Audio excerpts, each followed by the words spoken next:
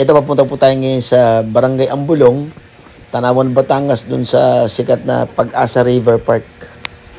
20 lang entrance. Maganda sana dito sa sa Pag-asa River, kung tawagin na rin sa may Barangay Ambulong, Tanawan, Batangas. Kaso, nadali daw ng bagyong Christine. Kaya yung side na yon, ito. Yan yung side na yan, yung may parang net. Wala naman halos tubig dyan, konti lang. Pero dahil nga sa para na flash flood sila.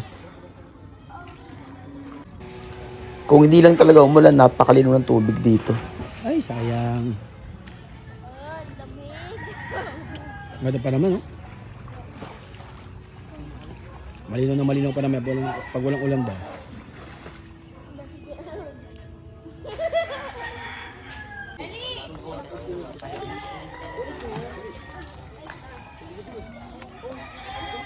Pala siya. 20 lang entrance dito, alam ko eh. Kasi ano to? Hindi ko lang alam. Ang sakop to ng Barangay Ambulong Tanawan, Batangas. Dito, kaya ko na pala magpagahan.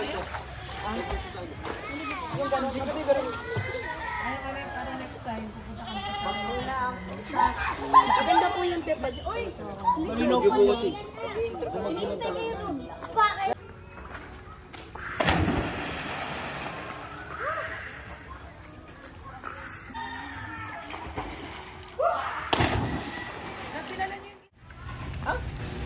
Ito nga pala kung tawagan na rito sa Tanawan, Batangas, Kulawo. Pero mas kilala ito sa Goto, Batangas. Kaya po. Yung ganyan pong overload, good for 2 na yan. 100 pesos lang yan. Tapos isang kanin kami ni Mrs. 15 isa. 130 lang nagastos namin.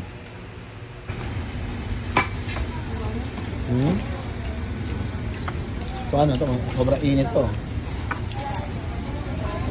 Sa mga nagtatanong kung saan to, dito na to sa may Tanawan Public Market, tabi ng Victory Mall na establishment or mall. Ang pangalan ng kainan namin is Venus, Kulawo or Goto, Batangas. Pero lahat naman dito masarap. Lahat ang nagbebenta ng Goto, Batangas or Kulawo. Diretso. Sige, diretsuhin nyo yan. Bigyan mo kay bakla. Pero sa may balat. Kaman loba tato. Baga. Ito baga, Tuwalya. Ito laman ng baka. Kompleto nga. Sulit.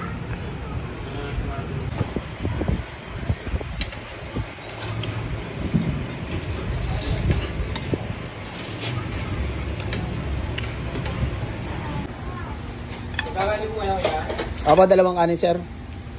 Tsaka isang overload.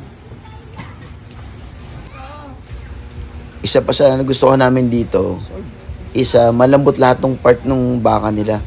Kasi may mga ibang Goto, Batangas kami nakainan na before na masarap naman siya, pero yun nga lang medyo hindi pa ganun kalambot yung mga parte niya na kasama sa bowl mo. Dito malambot at